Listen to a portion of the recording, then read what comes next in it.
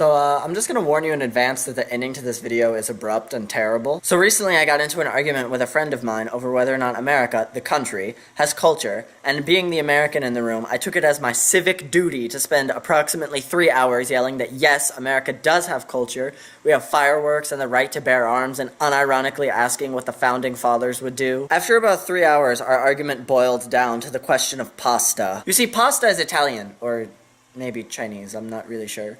My friend argued that even though I thought pasta was Italian, it actually comes from China, so it must be Chinese. And following that logic, nothing in America is actually American. This problem pretty quickly turns into a question of how you define culture. After a few days of rolling this question around in my head, I've come to a decision, but don't worry, you don't have to agree with it. Culture doesn't exist. So there's this thing called a heuristic device, which is anything that we pretend is real because it's easier to have a conversation about a topic when we lie to ourselves.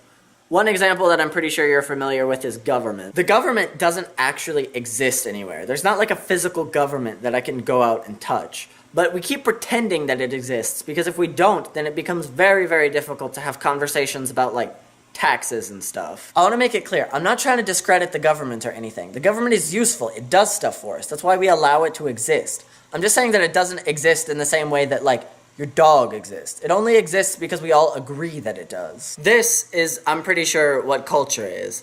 I mean, it doesn't actually exist. There's not like a physical culture you can go touch somewhere. But if we pretend that it exists, then all of a sudden we have an easier way to talk about shared ideas and like traditions and stuff.